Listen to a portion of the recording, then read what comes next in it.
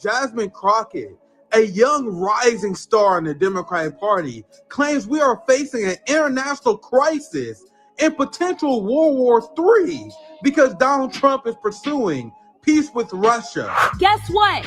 Russia invaded Ukraine. Can we at least agree on that one? Facts matter. Yo, this is literally potentially putting us into an international crisis. We may be heading towards the next world war because we have a president that wants to pal around with Putin and wants to do everything to make him feel good, including lying about who invaded who.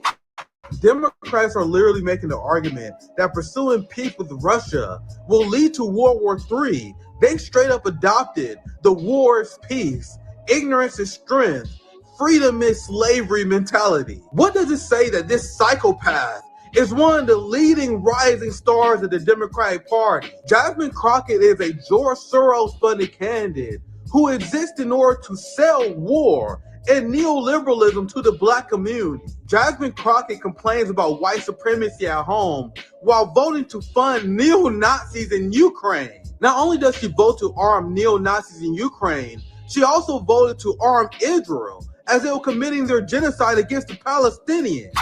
Absolutely did vote for it. I voted for that along with every other supplemental that was available.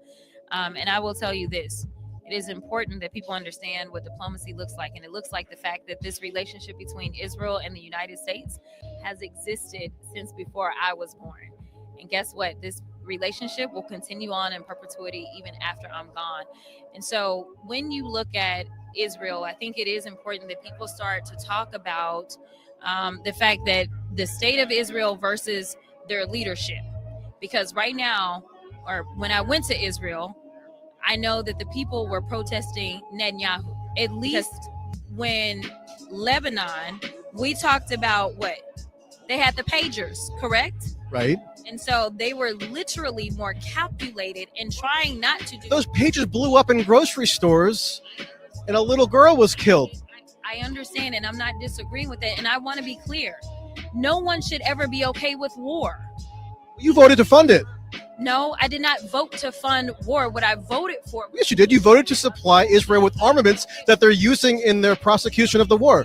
Jasmine Crockett will have you believe that she opposes white supremacy, and she would accuse all of her Republican enemies of being white supremacists. Meanwhile, she supports the genocidal apartheid state of Israel. Black liberalism is a complete fraudulent ideology. Have you guys ever noticed that as members of the Black Congressional Caucus, who actually tend to be the most hawkish and the most pro-Israel people in Congress? Richie Torres, Jim Clyburn, Hakeem Jeffrey, Jasmine Crockett. The Black Congressional Caucus is infested with neocons.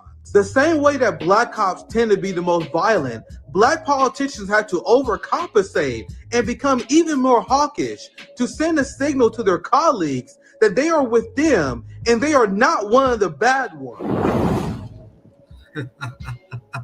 What's poppin', my friends? My family. Can you imagine Jasmine Crockett's reaction to the Zelensky Trump press conference? And I was obsessively watching CNN and MSNBC because I had to scrap my whole show. I may cover the Epstein stuff out some time today. I still think that's very significant. I think Donald Trump used this to distract from the fact that he's protecting Zionist pedophiles. So it's a great distraction for Trump. So we still get to that.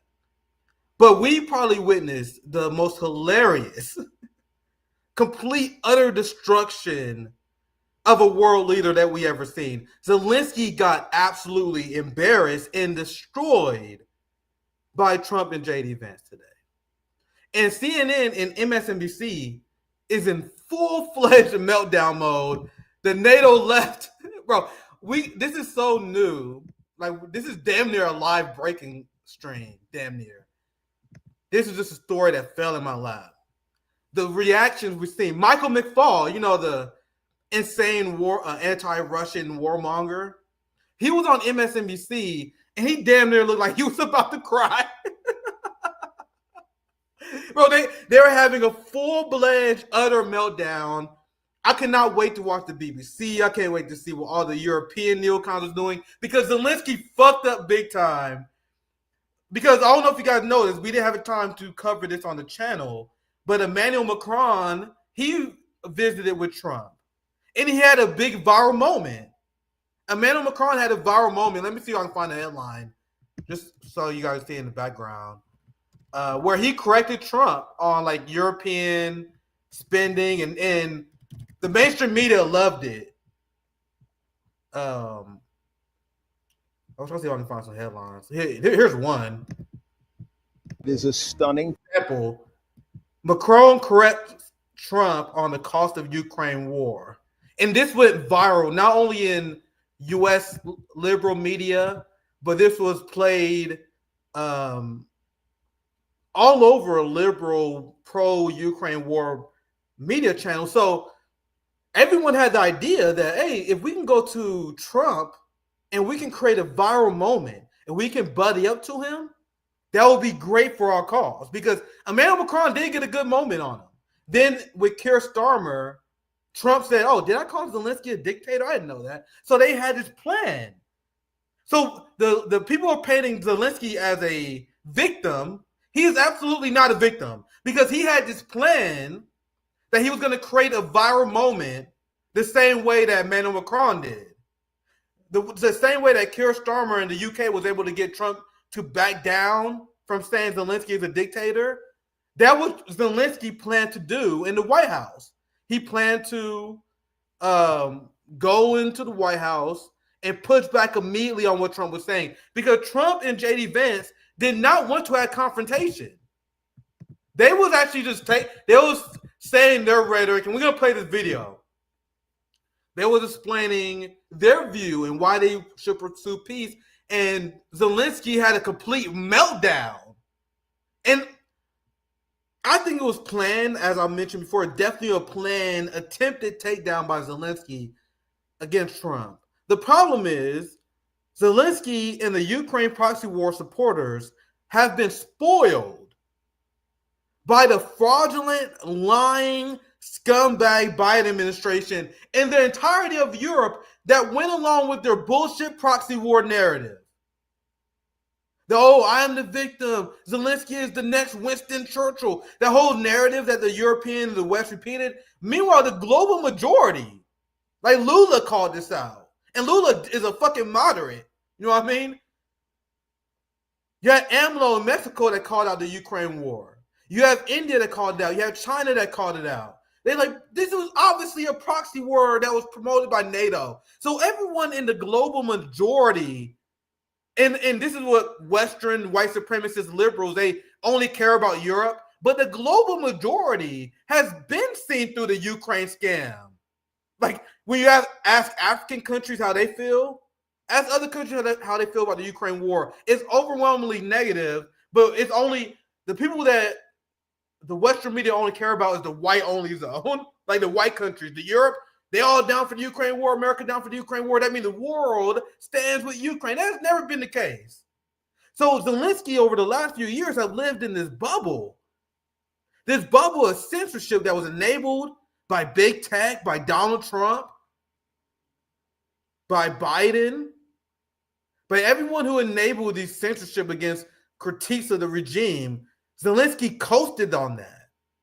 And now here Trump, who has a completely different mentality this term, who is spreading the truth. And we are hearing Zelensky being approached with the truth to his face for the first time live.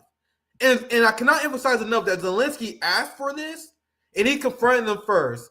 And this is the meltdown you're seeing. And I just saw Bernie before I went live.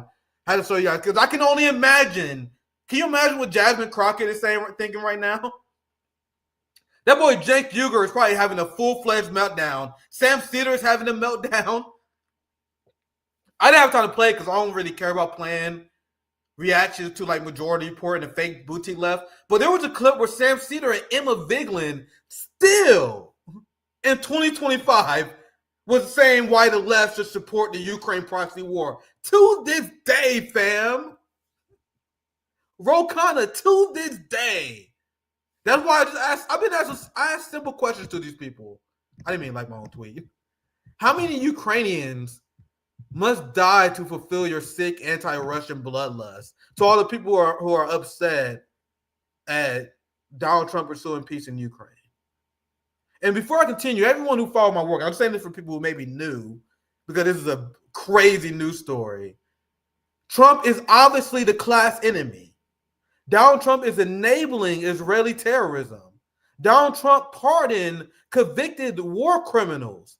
Donald Trump just proposed an executive order, or he signed an executive order, which would have allowed us to sell weapons to war criminals. Donald Trump is our class enemy, and he's a war criminal himself. I don't want anyone to misunderstand my position on this. But I have to admit, this motherfucker has been way funnier than I thought he would be. I did not think he was going to go this hard against the Ukraine war. I did not expect him to call Zelensky out to his face. I will admit, this motherfucker is way funnier than I thought. And he is turning the resistance, the Democrat resistance, into a fucking joke. You guys see me attack Trump and MAGA? I go viral on MAGA-friendly X all the time. I go viral on X all the time critiquing MAGA. And I even see like MAGA Trump supporters all the time be under my post, like, damn, this nigga got us. I have a blast on X, guys. I go after Trump and MAGA. I got such efficient attacks for these MAGA Zionist sellouts. Meanwhile, the resistance Democrats are in shambles, and they are taking the pro-war neocon position. They are taking the CIA defending position. They are taking the anti-free speech position, the pro-big tech censorship position. Now defending Zelensky? Defending the NATO proxy war, which Lindsey Graham and the right, and this is what I approached Ro Khanna with. Lindsey Graham, the Republicans, and Donald Trump with the mineral deal, which is why Republicans are the less effective evil, because they just say the quiet part out loud. The Bernie Sanders left believe that we are fighting the war in Ukraine, or at least, actually, I probably shouldn't be too nice to them, because I don't think they believe that. They're just selling war. I think you can take either interpretation, guys. You don't have to listen to me. I think either interpretation is valid. Either they are fucking dum-dums who are just more than willing to be agents of the empire and say, we're fighting for peace in Ukraine. We're defending democracy by defending the person who banned the right for workers to collective bargaining. He banned socialist parties, AOC, Bernie Sanders, the Green parties all over Europe. They all defend the Zelensky regime when he bans the right to workers to collectively bargain, and Socialist Party, which is directly fascism. The relationship between the government and labor. We had the government that had taken the side of the capitalist class, the merging of the corporation and state, and then the state on behalf of the corporations cracking down on labor. That is fascism. So it is not an exaggeration when I say that Bernie Sanders and the NATO left and the people who are sad about Zelensky being exposed, they are defending fascism. Sam Cedar, Cenk Uygur, the entirety of the boutique NATO left, they are a pro-fascist left wing. This is what we mean when we say that social democracy is the moderate wing of fascism. Because they believe that you can do stuff like cancel elections because you write it down in your goddamn constitution. They're like, oh, don't you know that Zelensky can cancel elections because it's in his constitution? They can declare martial law and they can cancel elections whenever they want. Don't you know it's in their constitution, Nick? So according to social democracy, the social democrats and liberals, you can implement fascism as long as you remember to write it down on paper first. Once again, guys, I used to be a social democrat. It's one of the things where once you see the flaws in the ideology, you literally can't unsee it. You know what I mean? People who followed me 4 or 5 years ago, you guys see my evolution. You literally can't unsee it when you realize how much social democrats enable fascism. So let me read a tweet I had on the screen for people who only been listening to me rant. I don't know if there was like an issue, but I was expecting to leave, but he may be coming later or we may have to reschedule. So I was like, fuck, I can rant. Here's Bernie. Trump berates Zelensky, the leader of a democratic country, courageously fighting Russian imperialism while he allies himself with Putin, a dictator who started the bloodiest European war in 80 years. So the position of Bernie Sanders and social democrats is if you're fighting Nazis on your border, you are enabling imperialism. Those people, and this is why these idiots get schooled, those people in eastern Ukraine, most of the country speak Russian. They was asking for Putin to intervene because they was being assaulted by Nazis in Ukraine. So when Ro kind of asked me, like, oh, so you okay with Putin military operation? You goddamn right, because if you had Nazis at the Mexican border attacking black people, Americans, I would 100% be okay with snuffing them out. Because that is what it means to be anti-fascist. That is the history of what a communist and a socialist is. We snuff out Nazis. But Bernie Sanders, he sees the action of denazification, the actions of defending Russians against the scourge of the Banderite regime in Ukraine. And he's like, oh my God, that's imperialism. You guys see how social democrats are useful idiots? He allies himself with Putin, a dictator who started the bloodiest war in 80 years. And once again, you guys see how Bernie Sanders called Putin a dictator. He doesn't call Zelensky a dictator. You know, the person who banned collective bargaining rights? The thing that Bernie Sanders pretend he care about? Bernie Sanders pretend he care about unions, but he 100% okay with Ukraine who shut unions the fuck down. Meanwhile, Putin, the person who provides his people health care, by the way, the person who provides his people free higher education, by the way, the person who provides his people with paid maternity leave, you know, these are things that your bum ass was not able to get accomplished in the United States. So you, someone who's been fighting for things that Putin has already provided his people, you have fought for these things for decades in the United States, and you have failed to deliver that. But you think the United States is a democracy and Russia is a dictatorship? You guys see what no theory does to a motherfucker? Social democrats believe up is down, the sky is red. You would never have me admit that a person who is approved by their people, that provide healthcare to those people, that provide for the proletariat is a dictator. Anyway, let's move on. This sums up the meeting in a nutshell. We're gonna do a live reaction because I have to cover every fucking second of this. In a nutshell, if you haven't seen, this is the U.S. ambassador to Ukraine. This is how much in shambles people are. Get a ceasefire faster than an agreement. Ask our people about ceasefire, what they think. Because That's what we have in store for us. Complete and utter meltdown by the NATO proxy war defenders. And we're just going to go through it here. And you're going to see from the beginning, like this is a stand. It was supposed to be a quick press conference. Like all these events at the White House where they meet with foreign leaders and they talk about treaties, because this was supposed to be over the rare earth mineral deal. But despite it being just a quick meeting, it evolved much more when Zelensky decided to pick a fight. And this is what the corporate media who's melting down right now, they're saying, Trump, bro, there's a meltdown of epic proportions going on right now. Oh my God, Trump and JD Vance. But no, Zelensky asked for this, my friend. And JD Vance told Zelensky last week that confronting Trump and trying to call Trump a liar is not the best way to go about this issue. Because Trump, being next to Zelensky, is biting his tongue, saying we believe that we should have peace. But he could always go way harder. So when Zelensky pokes the bear, you're going to see what happens. And you can literally see the moment that Donald Trump gets upset when JD Vance, when Zelensky goes into some bullshit, saying how America would be vulnerable. Like he started repeating the most ridiculous propaganda ever. So Trump immediately like, all right, you guys see what we had to fucking deal with behind the cameras? And that's the point that JD Vance made. We had to deal with this shit behind the cameras all the time. So I'm glad you guys are starting to see the kind of psychopath we had to deal with, the Ukrainian president Zelensky, who is a victim of an invasion where many of your people die, but you don't want to see peace. When has that ever happened? People in Gaza are cheering for a ceasefire, even though they have every right to root for the destruction of Israel. But they are happy whenever a ceasefire that they know Israel is going to violate is passed.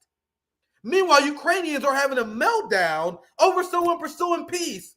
How is that not suspicious?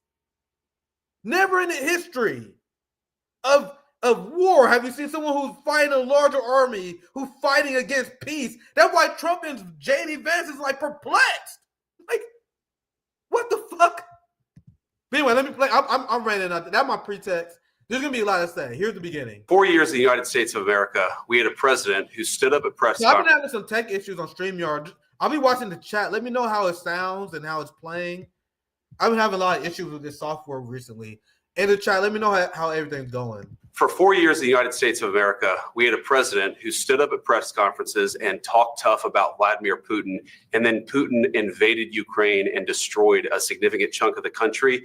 The path to peace and the path to prosperity is maybe engaging in diplomacy. We tried the pathway of Joe Biden of thumping our chest and pretending that the president of the United States' words mattered more than the president of the United States' actions. What makes America a good country is America engaging in diplomacy. That's what President Trump is doing. Can I ask you? Sure. Yeah. Yeah. See? I watched about 1 hour media coverage preparing for the stream. They are presenting Zelensky as the victim, and they are describing this as an ambush. This is Zelensky. Zelensky could have prevented this entire thing if he just sat back and shut the fuck up.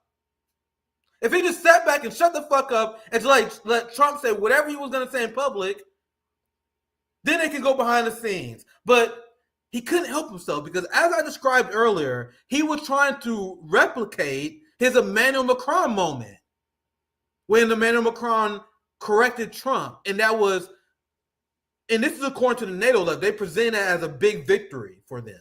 So Zelensky took the risk to challenge Donald Trump and JD Vance at their own home. And in a sense, I can honestly respect the gambit because Zelensky's on his back foot, so he needs to go in the White House and he needs to destroy Trump and JD Vance on this issue.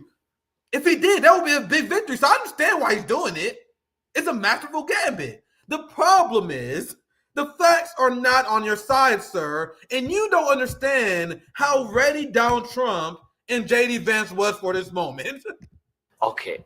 So he occupied our parts, big parts of Ukraine, part of East and Crimea. So he occupied it on 2014.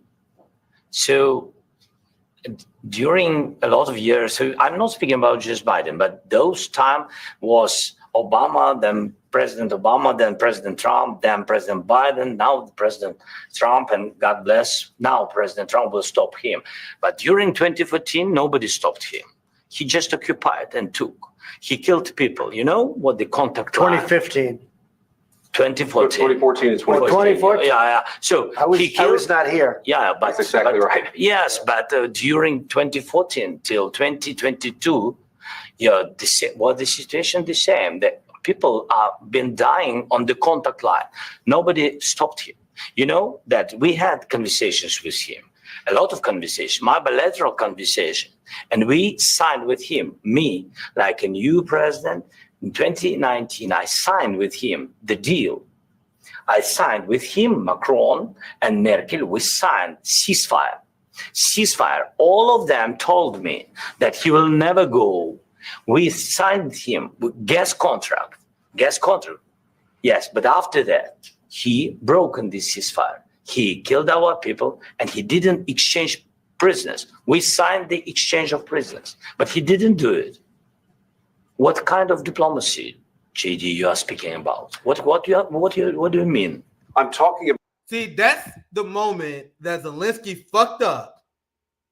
Honestly, if he just ended that part with saying, "This is my perspective, Mr. President," I think they could have went a little bit better. But he went directly at JD Vance, like, "What do you mean negotiate? What do you mean?" And this is where JD Vance and Trump decided to go in on him.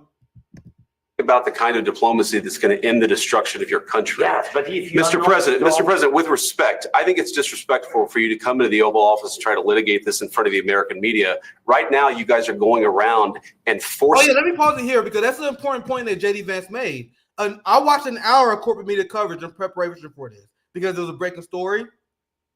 They were presenting Zelensky as the victim who was ambushed.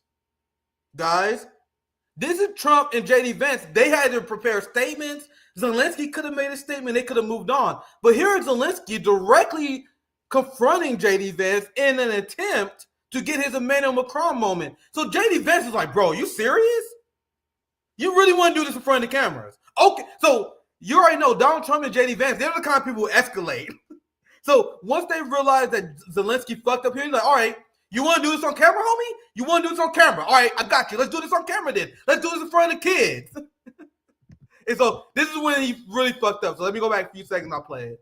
In front of the American media. Right now, you guys are going around and forcing conscripts to the front lines because you have manpower problems. You should be thanking the president for trying to bring an end to this conflict. Have you ever been to Ukraine that you say what problems we have? I have been to. Count one. I've actually watched and seen the stories, and I know what happens is you bring them on a propaganda tour, Mr. President.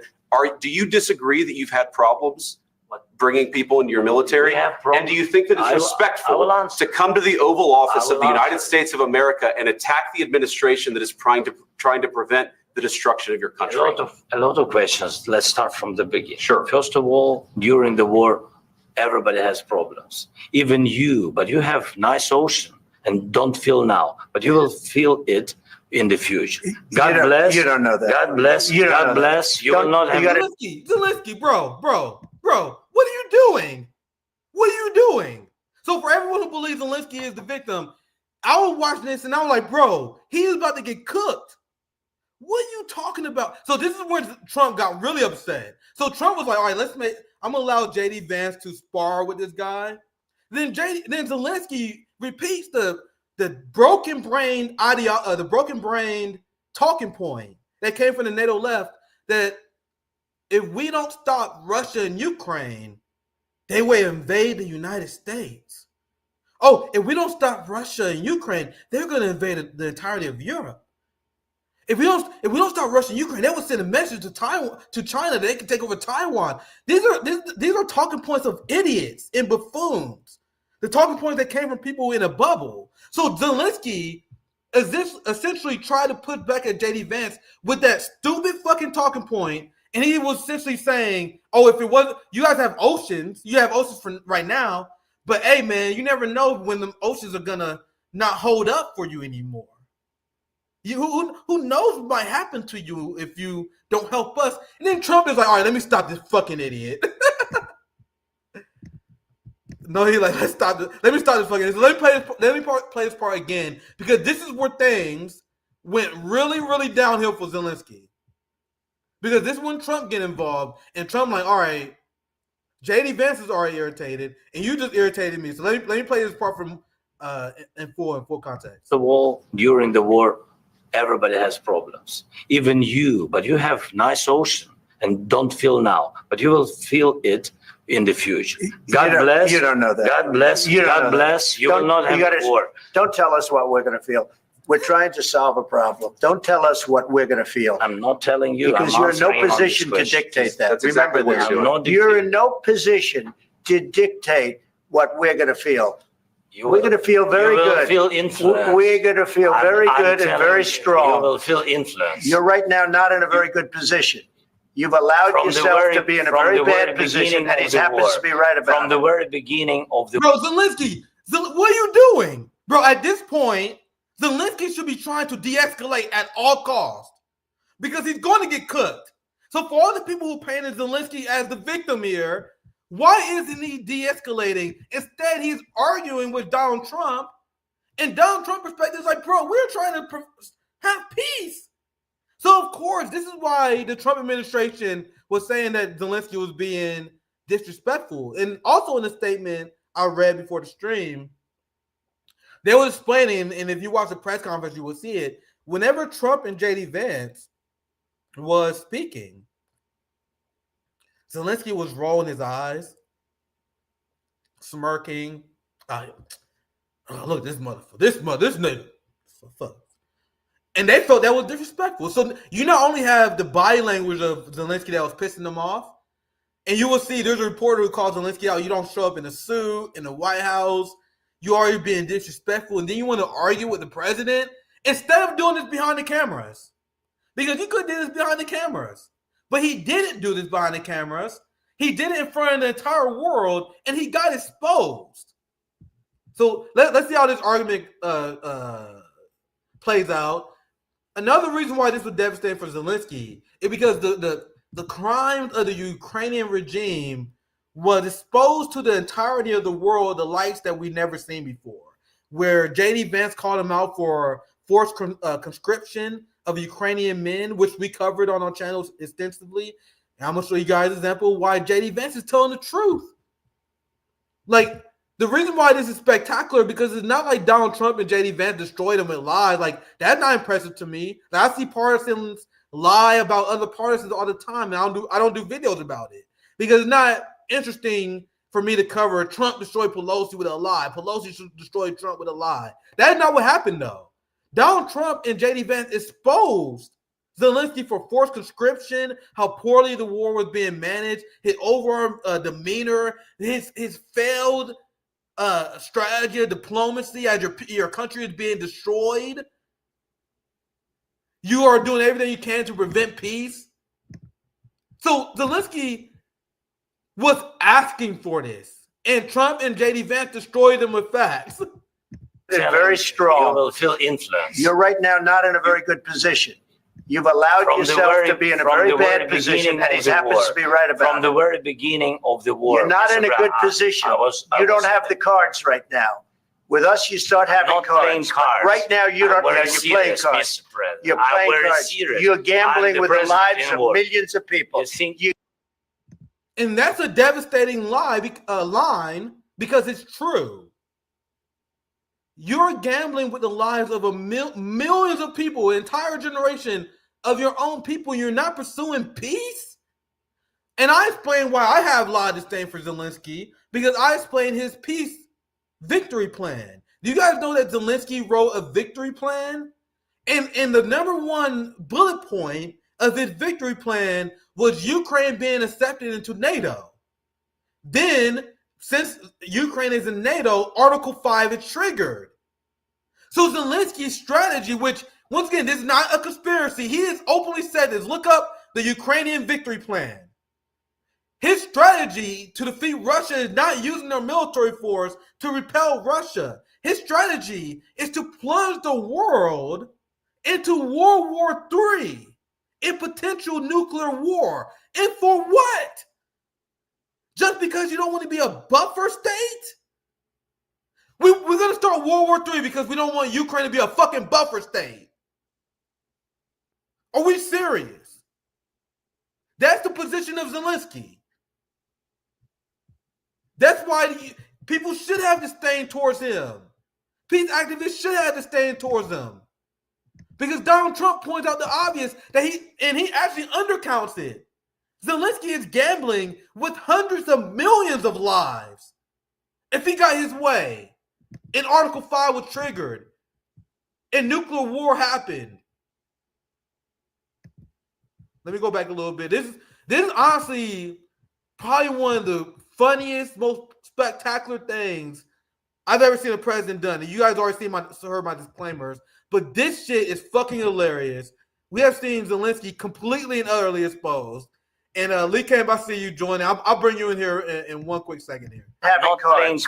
Right now, you're playing cards.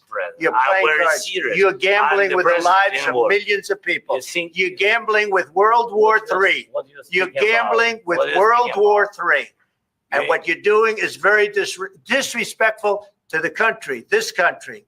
That's back to you far more than a lot of people said they should have. Have you said thank you once? this entire meeting? No, in this entire meeting, have you said thank you? You went to Pennsylvania and campaigned for the opposition in October. Offer some words of appreciation for the United States of America and the president who's trying to save your country. See, Zelensky made the miscalculation, not understanding that J.D. Vance and Donald Trump was 100% ready for this. So let me bring my guests in. I couldn't possibly have a better guest for the topic that we covered today. Lee, I don't know how much you've been covering it. We have the host of Unredacted tonight. I'm very excited about the new show. Great geopolitical analyst, reporter. Lee Camp, thank you for joining us on RB once again. Thanks, man. I'm so sorry I'm late. I got the sick kid. It screwed up everything, and I really apologize, man. Sorry.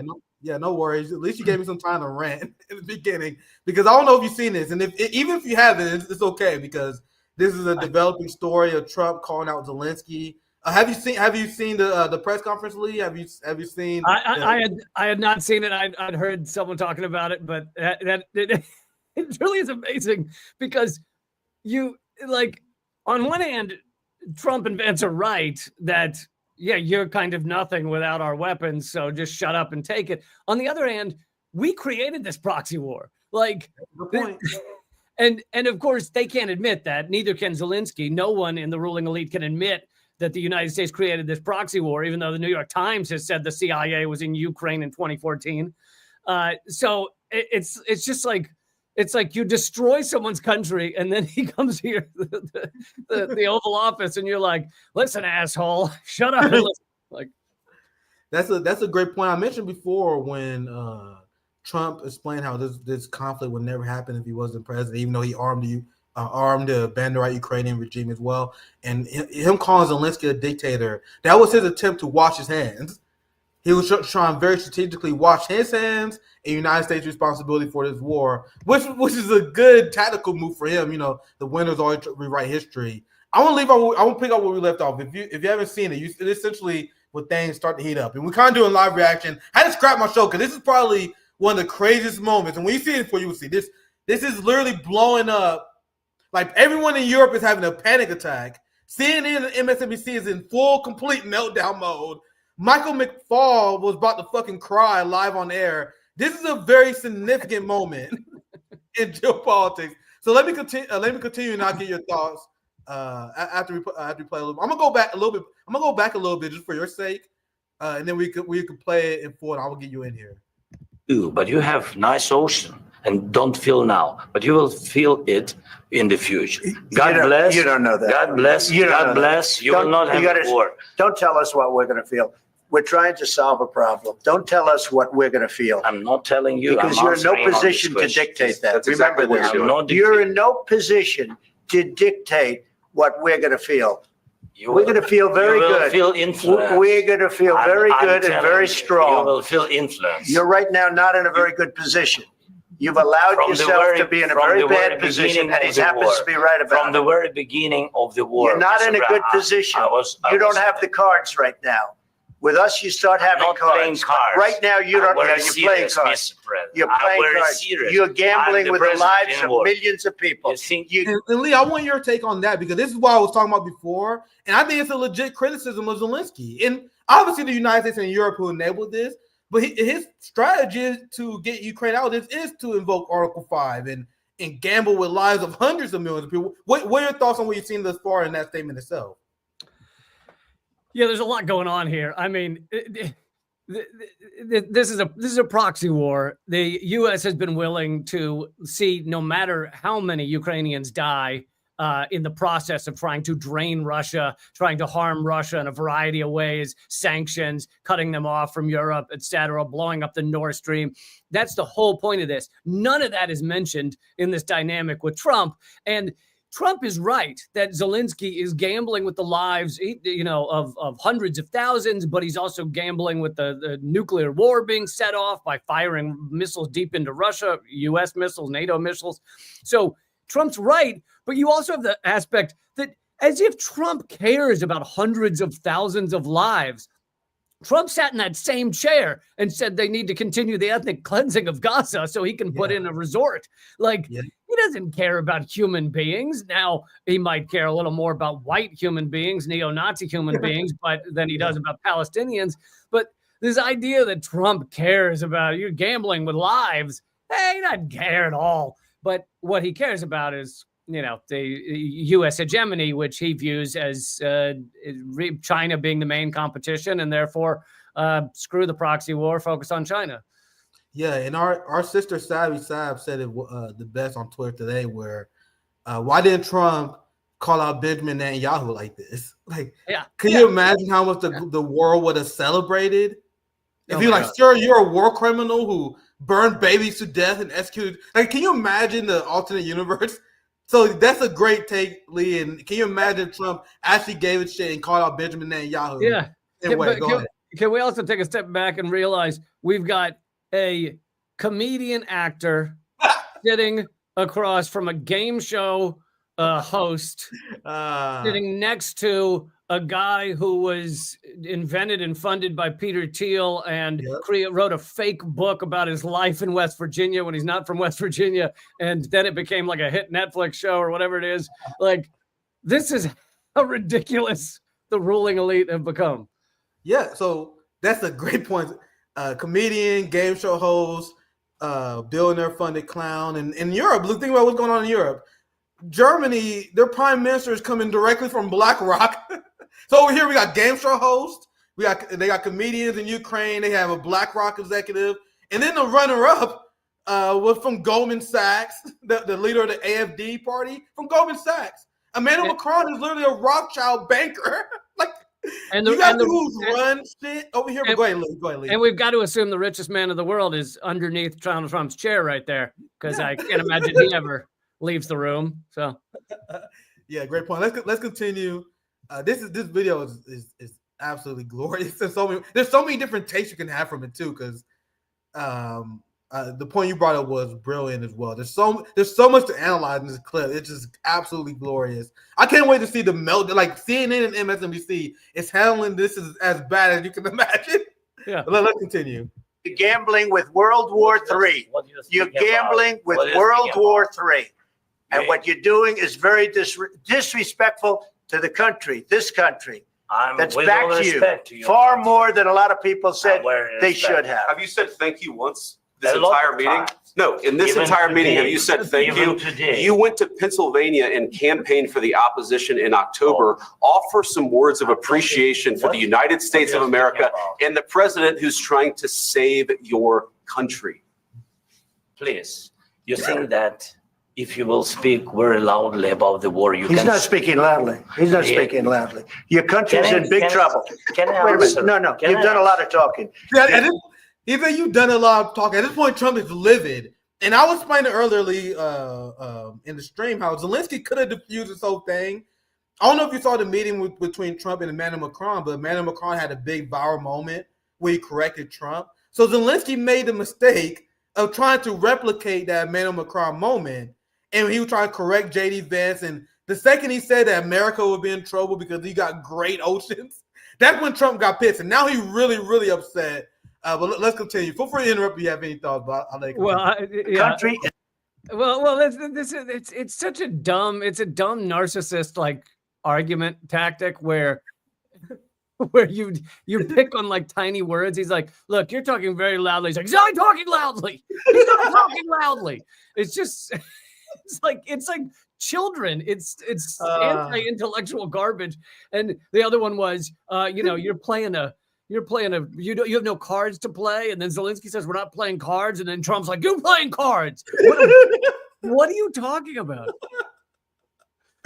Oh my God, dude. And I hope Taiwan is paying attention. Hope everyone in Syria. Taiwan, yeah. Hope Taiwan, hope everyone who cheered on the Zionist Syrian revolution. You guys see what happened when you become a vassal of the United States? How badly things can go for you. Because obviously, I have a lot of fun. I deserve to have fun. I cover a lot of stressful shit. I deserve to have fun sometimes. I have a lot of fun with this. But there is a serious take to have from this. This is what happens when you're a puppet of a United States regime. That's a serious take. But I think you want to chime in. Go ahead, feel free. Well, I mean, you bring a great point. What happens when you partner with the U.S. empire, and once they're done with you, they just throw you to the wolves. They don't care. So you look at Zelensky's about to join a really elite group of leaders, strongmen, dictators, whatever you want to call them, who were partnering with the U.S. Empire for a time. People like Saddam Hussein, people like Muammar Gaddafi, Osama bin Laden, Manuel Noriega. Like, there's this long list of people where it's like, oh, the U.S. loves me. I can do whatever I want. I got big guns behind me. Oh, the U.S. doesn't love me. And what do you know? My head pops off. Yeah. And Zelensky learned the hard way. I hope. I'm not saying this like smugly. I really do hope Taiwan learns for this, because I don't want that shit to escalate. I really hope they'll learn this lesson that Ukraine didn't learn. But let's continue. We only have a few more minutes of this. Is in big trouble. I know. You're not winning. You're not winning this. You have a damn good chance of coming out okay because of us. Mr. President, we are staying in our country, staying strong from the very beginning of the war. We've been alone, and we are thankful. I said thanks. You haven't been allowed. Cabinet. You haven't been allowed. In this cabinet. We gave you, through this stupid president, $350 billion. We gave you military equipment, and your men are brave, but they had to use our military. What about if you didn't have our military equipment, this war would have been over in 2 weeks. In 3 days, I heard it from Putin. In 3 days, this is something maybe new. Less. In 2 weeks, of course, yes. It's going to be a very hard thing to do business like this. I tell you, just say thank you. I said a lot of except that there are disagreements, and let's go litigate those disagreements rather than trying to fight it out in the American media when you're wrong.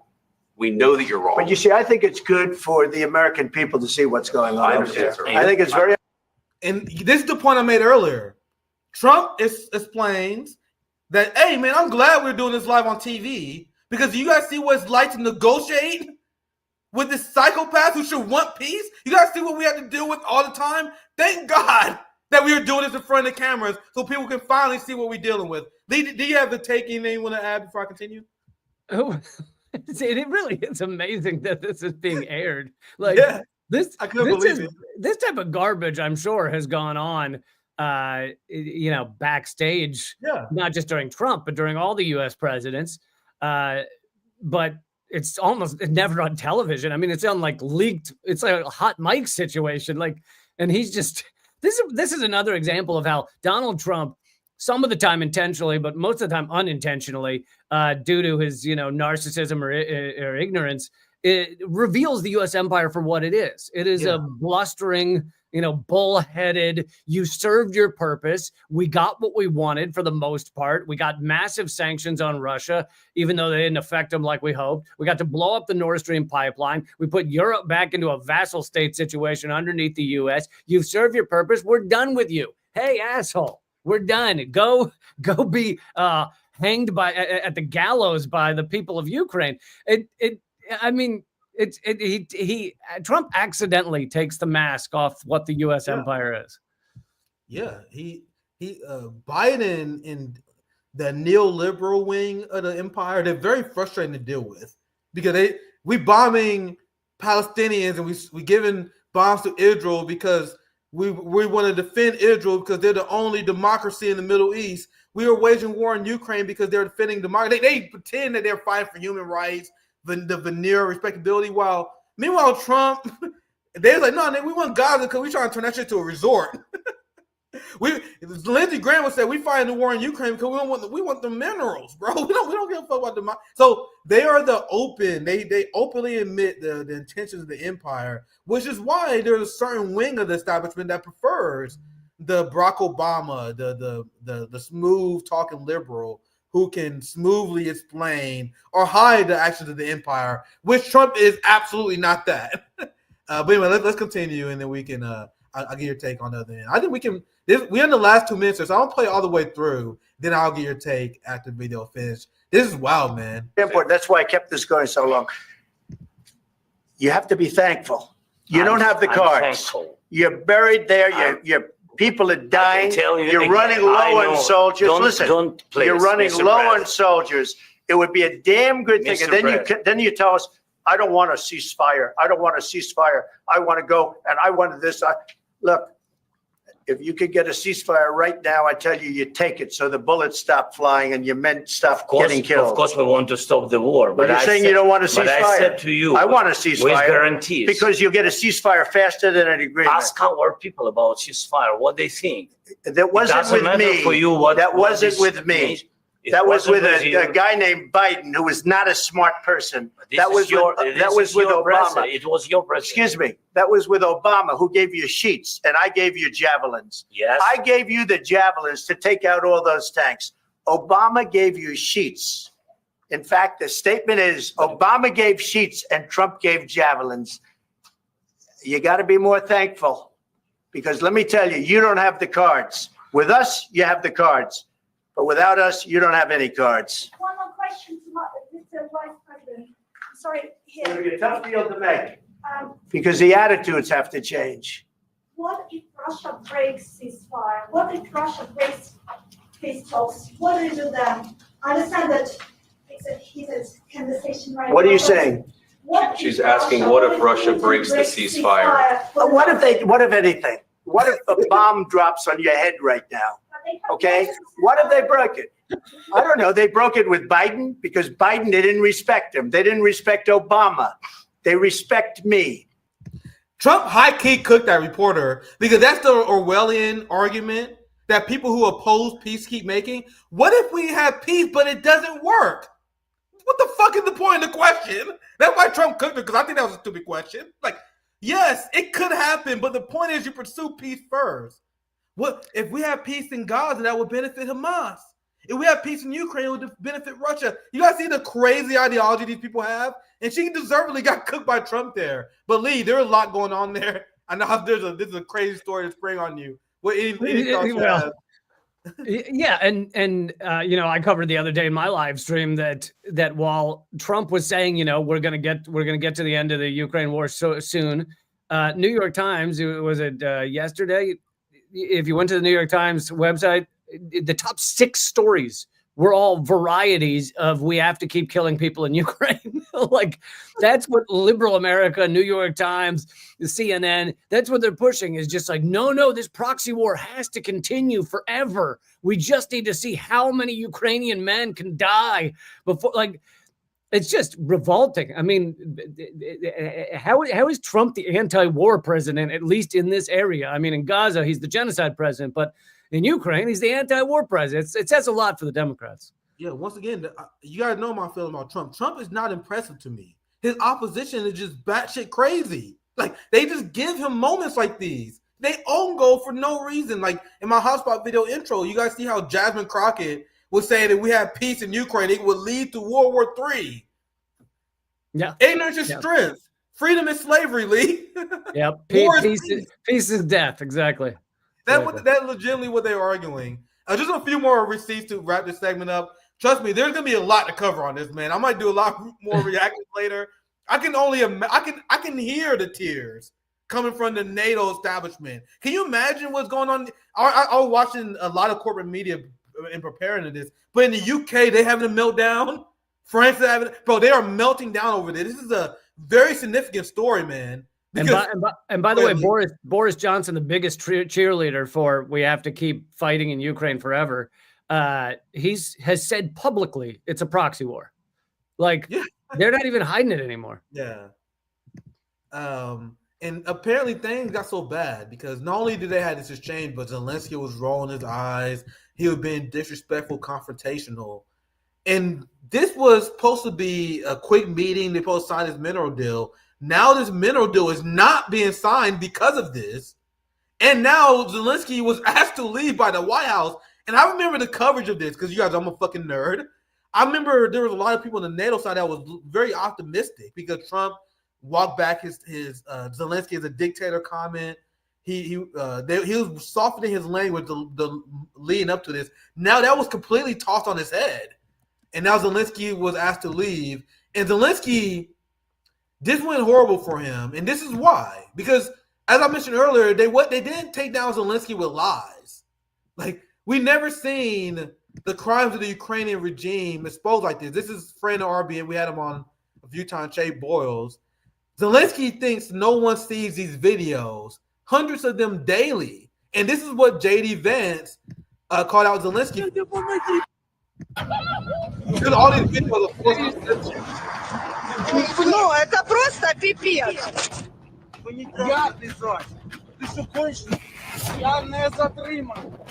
I'm muted here.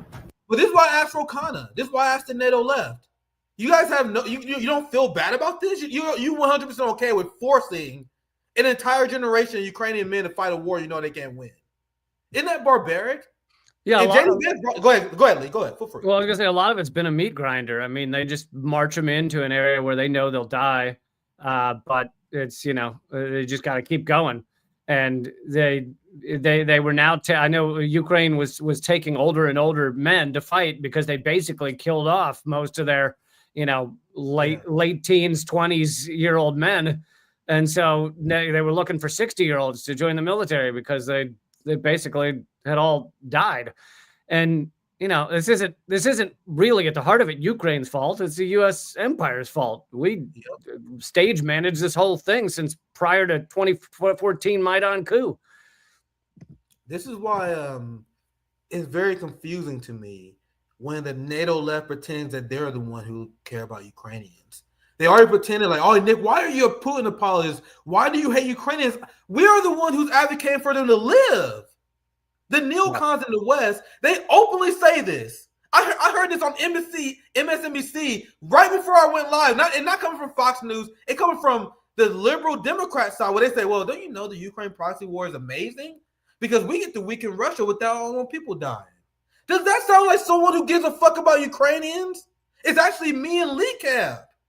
And the people who get smeared as Russian apologists. Isn't it funny how we're the ones who actually support Ukrainians the most, despite my deep ideological disagreement with many of them?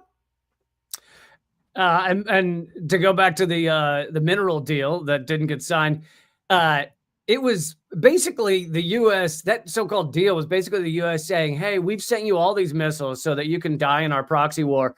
And in return for being so nice in that area, we want $500 billion of your minerals. And so there's two aspects that need to be talked about. One is the absolute extortion of the U.S. empire to be like, hey, we've successfully gotten half your country killed in this proxy war. Now give us all your minerals. Like, how revolting is that? But then on top of it, why does Trump so desperately need minerals from Ukraine? Huh? Any thought on that? Oh, maybe it's because China has a lot of the rare earth minerals that the U.S. needs for all of our technologies and everything else. And and Trump is furthering. Biden did it too, but Trump is furthering the Cold War with China. China will steadily cut off those minerals, and the U.S. has to find a replacement for where to get those. So one is to steal Greenland. Another is to force Ukraine to give us $500 billion of minerals. Very well said. Very well said, Lee. And I'm gonna end this segment with this because I'm thinking about doing a bonus stream just so I can cover reactions to this. Like maybe sometime this weekend. I don't know, man. I may do an extra stream. Let me know if you guys be down for that because I'm like I can't wait to see like the reaction to this press conference was so hilarious. Once again, I told you Michael McFaul was like damn near about to have a fucking panic attack on MSNBC. But anyway, this is Zelensky not only taking heat from Trump. This last time I saw this earlier. I was like, damn, man, he taking heat from the press corps as well. Because remember, Zelensky went to the White House. And this is something that they always bring up. And he's just getting cooked at this press conference. They call him out for not wearing a suit. I thought this was funny. My second question for President Zelensky now. Why don't you wear a suit? You're at the highest. Why don't you wear a suit? You're at the highest level in this country's office, and you refuse to wear a suit. Just want to see if you own a suit. Yeah, problems. A lot of Americans have problems with you not respecting the dignity of this office. I will wear a costume after this war will finish. Okay. Yes, maybe something like yours. Yes, maybe something better. I don't know. Yeah. We will see. Maybe something cheaper. Thank you. Anyway, I thought that was funny because they were just going after Zelensky for everything. But Lee, what are your thoughts? Dude, again, there's so many levels to these things. It's like, yeah, for sure. On one hand, what a shit reporter. Like, really? That we're killing hundreds of thousands, and you're like, why are you dressed that way? So it's pathetic. It's pathetic in that regard. On the other hand, why does Zelensky dress that way? Because he's putting on an act. He is a comedian who was funded by a billionaire to become the puppet of the U.S. in this proxy war. He did as he was told. And then when the war started, he decided to start dressing like a military man. Usually, I realize it's not military green today, but usually it's military green he's got on, even though he's never fought on any of these front lines that I know of. He's got Azov battalion guards that stand around and protect him, but he's doing a show. It's look at me, I'm the military president. And it's like, it just shows the theatrics on all sides. You've got idiot reporters on one side. You've got a guy dressed like he's in the military when he's not on the other. It's all laughable. The press conference was nuts, man. Like, I view the empire as a joke already. The United States is a joke. So to me, it's hilarious that they just playing their clown suits on in front of everybody. and he's sitting next to someone who there is no human being, I don't think, on the planet who wears more makeup than Donald Trump. Like, so it's like, hey, why do you dress in that funny costume? Oh, why is the guy next to me wearing thick orange makeup? Like, it's all ridiculous. Yeah. You've got JD Vance who wears eyeliner for God knows what reason. Like, it's bizarre. It's all bizarre. It absolutely is bizarre. I'm going to get to what was about to be my main topic today before I saw this press conference. Guys, this press conference has been talked about all around the world. Russian TV is going to have a fucking field. I can't wait. Russian TV going to have a field day with this, bro. Yes, can you imagine? I cannot. Once again, I might do an extra stream just because of the significance of this. Just going through the reactions, I can only imagine what the BBC is saying. With all the, like, MSNBC, I watched it for the last hour. It was the most hilarious shit I've ever seen. Like, the panic and the pure angst on their face was hilarious. So we would definitely be covering this more. I'm going to read a few super chats, and I'm going to quickly cover the Epstein story, and then we'll begin to wrap up. I'll touch on that. So let me read a few super chats before we get too buried here. Thanks for the $5. L Rock and Rolla. Don't forget they tried the same playback with the neo-Nazi Navalny in Russia before Zelensky. Absolutely. Thank you for the super chat. Thank for 999 John. Maybe Zelensky was under threat to do what he did by Azov in the deep state. Otherwise, he is just incredibly stupid. I heard the self-preservation argument before because Azov and the Banderite Ukrainians, they engaged in political violence. And they threatened Zelensky that if he pursued peace, they will kill him. I can definitely see Zelensky doing it not only for his career and riches, but for self-preservation as well. I can see that being legit. But I can move on. Thank you for $5, Luca. I am a 60-year-old socialist. I was a lifelong social democrat until you, Nick, helped me see what social democracy really is. Base as hell. Much love, Luca. RBN forever. Once again, as I said before, once you see how social democracy enable imperialism, once you see how they enable fascism, you can't unsee it. It's easy to dispose of shit to you guys. I'm glad that you was able to see it, Luca. Thank you for the $5. Another one for L Rock and Rolla. Zell is just an actor, comedian, got an honorary Oscar from Sean Penn. So I'll read one more and then we move on to our last story. And I'll read the rest as we begin to wrap up. Another one from L Rock and Rolla. It's a Three Stooges slapstick skit. Yeah, essentially what it was. This is why I find it very entertaining myself. Now, I don't know if you saw this, Lee. I did a stream yesterday because I was extremely skeptical of Donald Trump releasing the Epstein list because we know Epstein was an Israeli Mossad asset. Actually, I want to ask your thoughts before I go on another rant. I would love to hear what your initial take is about the Trump Epstein list. I was very skeptical at first because I'm like, there's no way you're gonna expose some shit that you obviously in on too, that designed this project in on. So, you have any initial thoughts before I cover this? Because this whole Epstein list release was a complete joke. Yeah, well, I'll just say a little, and then we can get deeper into it. But yeah, there's no way Trump can allow the full list of names coming out because there's no way that he or people he's close with wouldn't be implicated. And like Trump has photos with Epstein, but he's also got quotes. He's on video saying, I love hanging out with Epstein, and then he says that guy likes young girls even more than me, or something like that. And then there was also a lawsuit when Trump was first running for office. There was a lawsuit back in 2015, and it disappeared. Now that could mean it was a settlement. That could mean that the girl who was didn't give her name, anonymous, was pressured into dropping it. I don't know. But there was a lawsuit where the woman was claiming she was raped by Donald Trump at a Jeffrey Epstein party. And then that lawsuit went away. So that doesn't mean it happened, but it means that Trump's connected to these circles. So how could they possibly release all the names? Yeah, and I had a stream while I covered this, and they were obviously delaying the releasing of this. I don't know if there's so many ways you can analyze this. I don't know if there was delusion on the Trump, like Israel wasn't implicated. Like maybe there was like some delusion. Maybe we look at the list. Maybe we can go after Democrats. No, they saw that list and they like, hell no, we can't release this. So they panicked. Now they have a list that's completely redacted, and they gave it to a bunch of Zionist infiltrators, influencers. I mean, infiltrators, same thing. Hardcore Zionists given the Epstein list. And these social media influencers was peddling this list that it was given. I'm gonna show you guys the person they gave it to. This is one of the people who got the list. And for one, the fact that you are not just releasing the entire Epstein list unredacted, why? Right. You understand what these people are accused of? Right. So the only conclusion I can come to by you not releasing the full list unredacted is that you are protecting pedophiles.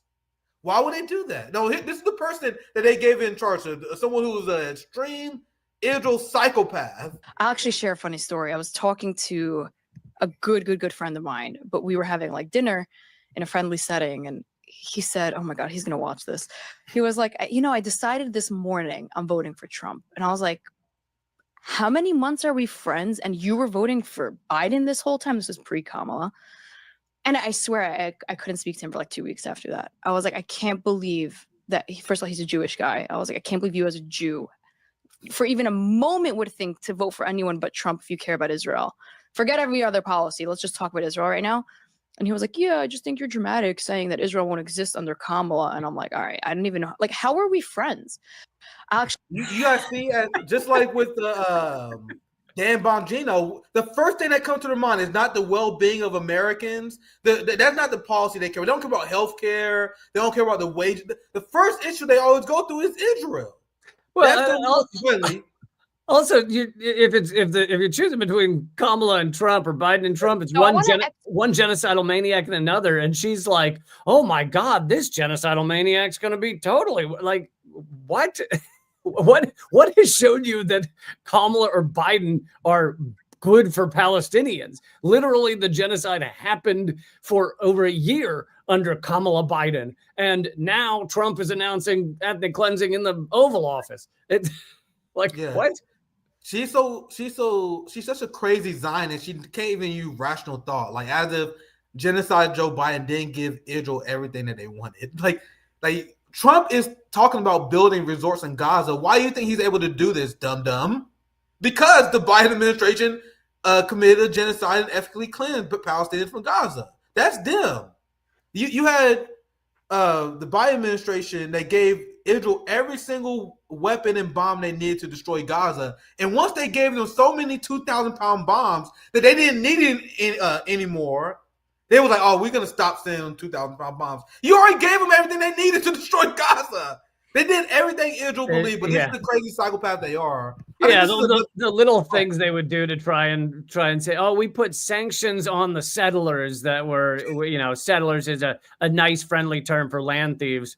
We put a couple little sanctions on the land thieves over, like, that's really going to stop what's the ethnic cleansing. Yeah, so I didn't see the other clip. I actually didn't see the clip. I saw Hotspot include this as well. It's only 1 minute. I'm actually curious to see it. This is another example for being an Israel nut job. Want to execute the situation of a two-state solution. Let's just talk about that for a minute. Unoccupy, remove the occupations, get rid of the settlements. Okay, let's go back to 2005. Let's say we give more land like we gave Gaza in 2005, and the Palestinians now have full sovereignty, and then boom, You have a terrorist group like Hamas that hijacks the country, turns it into a military zone, builds tunnels instead of hospitals, puts rocket launchers in nurseries, makes hospitals Hamas's HQ. What two-state solution All can of be which they've done under a group of terrorists? It's like, what would Al-Qaeda do if they were given land? What would Hezbollah do if they completely hijacked Lebanon? It's like you're oversimplifying the idea of a two-state solution. I want a two-state solution, but it has to be governed by a. I actually highly regret clicking this video. Yeah, no, don't click this garbage. Holy shit. That was way worse than I could possibly imagine.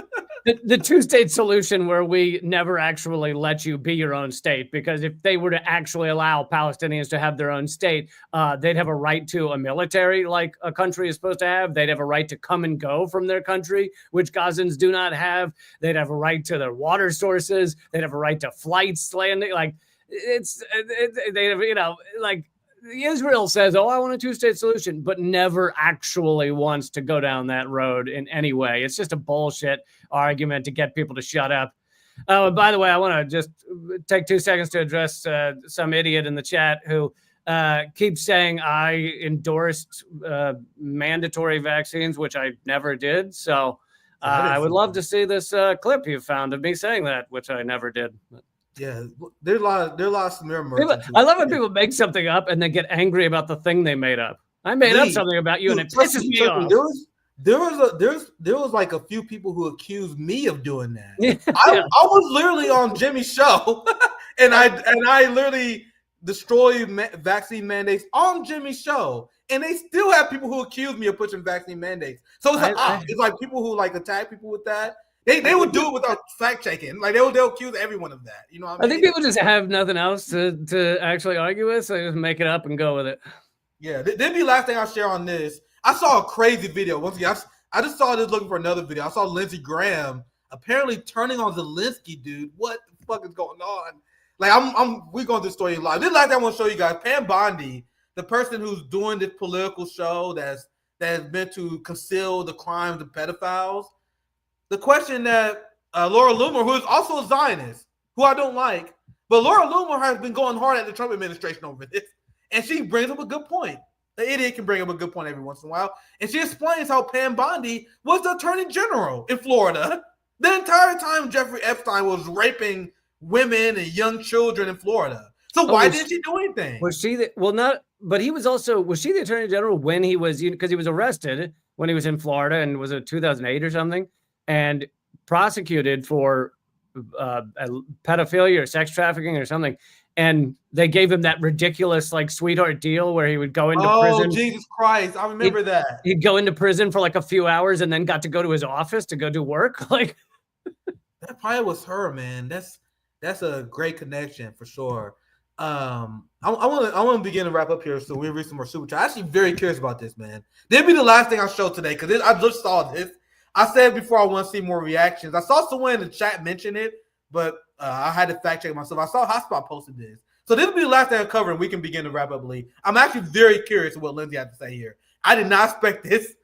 Lindsey Graham calls today Trump-Zelensky press conference a debacle and a complete, utter disaster, saying, I don't know if we can ever do business with Zelensky again. What? Let's watch the video just a little bit.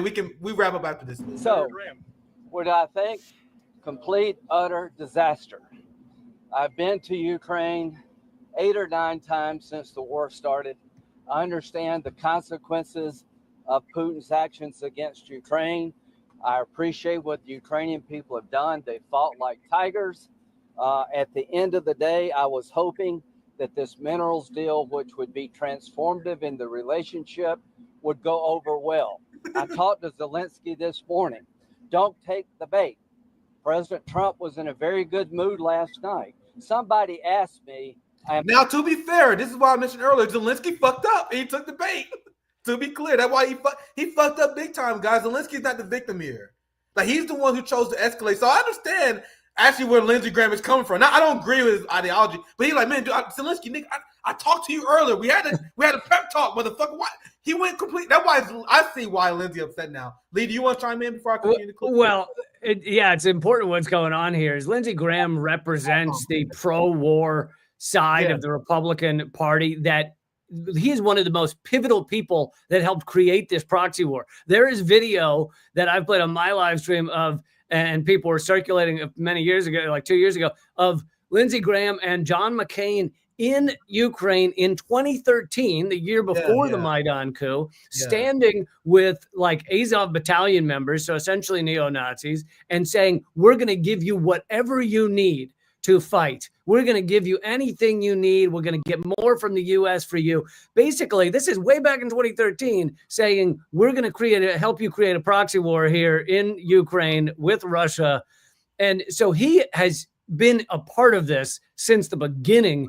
And basically, Trump is ruining his favorite thing, this proxy war that's throwing Ukrainians into a meat grinder.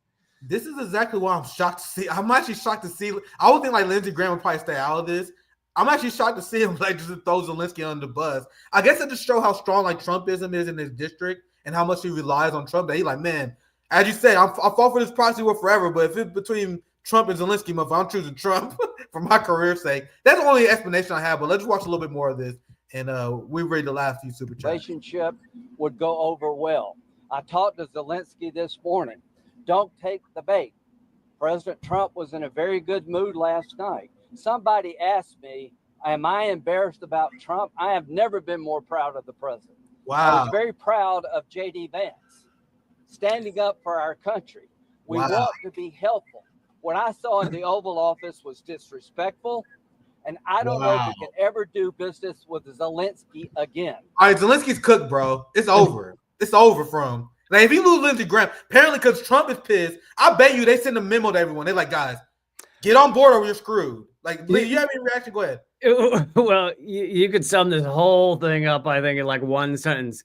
There's nothing worse than a puppet that starts talking back at you. Like, if you're having fun with a puppet, you do not want that puppet spinning around and saying you're an asshole. Like, So it's officially over for Ukraine. It's done.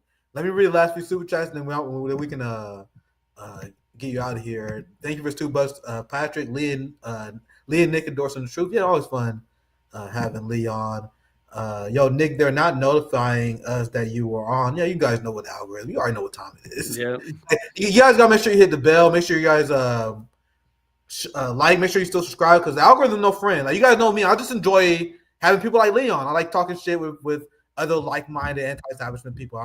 I enjoy doing this show. I already know that the algorithm not gonna push me. Like, you guys see how they remove and subscribe. I already know that's gonna happen. But if I can educate, like Lucas said, if I can pull anyone further to the left, to the anti-imperialist position, it's all good. That's what I do this for. I'm not expecting the algorithm to push me. You guys know what time it is. So just make sure you guys do your part. Like, share. That kind of helped me as well. And share personally. That's the only reason we grew to where we are at right now. Not because of the algorithm. Word of mouth. So I appreciate you guys. Last few super chats. The bonus stream on the collapse of bourgeoisie liberalism in response to this press conference will be great. Yeah. I think that's definitely coming, man. I've seen that.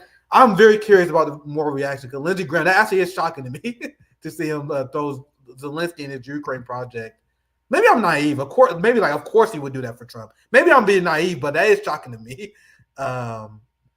What is happening is what DNC fears about Trump. His mouth and his actions exposes them. Oh, absolutely. I think this is the last one that we caught up. Someone should mix the audio of the meet with the 3 students. Yeah. Yeah, someone who now editing. That's a good. I think that would be a bang on edge for sure.